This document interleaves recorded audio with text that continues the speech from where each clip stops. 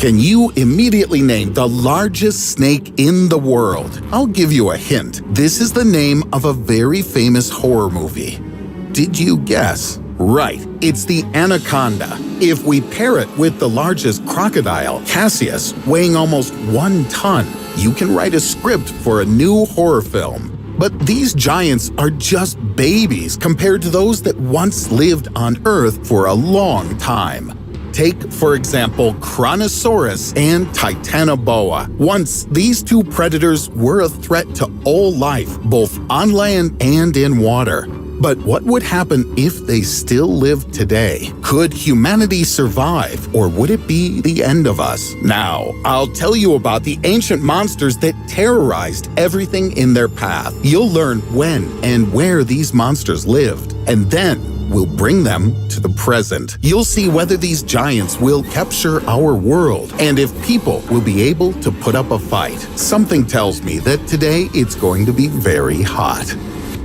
Before turning on the time machine, let's get to know our characters better. We'll start with Titanoboa. This ancient snake lived about 58 million years ago, and according to scientists, for at least 10 million years, it was the largest predator on the planet. Its length reached 13 meters, or 43 feet, and its weight exceeded a ton. Can you imagine this giant? Here's an illustration for you. If you laid 2 giraffes on the ground, then Titanoboa will still be longer. Or you can just look at these 2 vertebrae. The model on the left belongs to the anaconda, and on the right, Titanoboa. It turns out that the largest snake living today is half the size of the ancient reptile. In width, the mega snake could reach 1 meter, or 3 feet.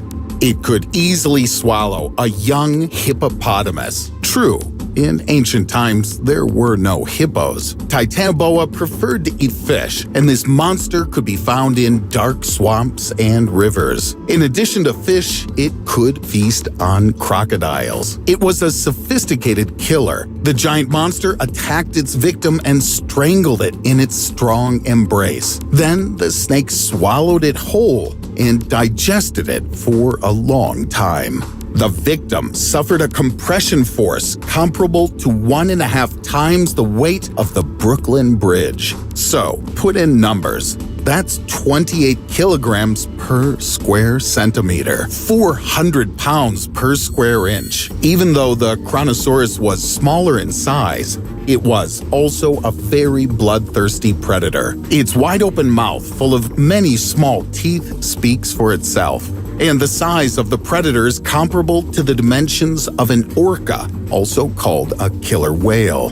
To be more precise, the Kronosaurus reached a length of more than 10 meters, or 33 feet, and its weight could reach up to 12 tons. In its appearance, it was remotely similar to a modern crocodile, only in a very enlarged version. And even their bite strength is a close comparison. It was also a skilled swimmer that probably attacked its prey from the depths. Kronosaurus had a very powerful rib cage, 4 flippers, and a small tail. It literally gnawed at its victim, leaving no chance for survival. Kronosaurus couldn't have encountered Titanoboa. They lived in different periods, and even perhaps loved a different habitat. Kronosaurus could live in fairly cold southern seas, but Titanoboa loved a hot climate. But this didn't stop the two predators from instilling fear and terror into all living creatures in the area. Now, let's imagine that these two monsters didn't die out and that they still peacefully coexist with us. Although, would it be peaceful? This is a big question. If Titanoboa survived to this day, it could well be found in the equatorial tropics. For example, Titanoboa would love the hot climate of Colombia or neighboring countries like Venezuela, Brazil, Ecuador, Peru, or Panama. Obviously, people would have to more carefully protect their homes from the intrusion of Titanoboa. However, it's unlikely that the snake could crawl unnoticed into a house. It would have no trouble knocking out a window or even breaking a door. Fortunately, this behavior is still unusual for snakes. But all the same, in order to protect themselves from intruders, people would have to surround their homes with high-voltage fences and keep a big stun gun under the pillow, just in case.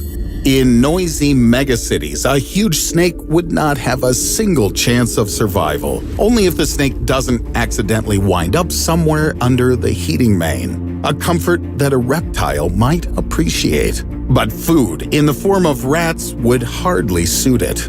By the way, most likely she wouldn't be interested in people as a food source. In horror films, the anaconda often devours people. However, in reality, it rarely attacks a person. It can be assumed that its distant ancestor would also be indifferent to us. But for people, Titanoboa could be a welcome trophy. Any zoo in the world would dream of getting such a valuable specimen. And its skin would be a real hunt. People who catch these huge snakes would become real national heroes. As for the super snake diet, in our world it would find something to eat. Alligators, turtles, river dolphins would suit the giant in all respects. Animals on land would also have a hard time.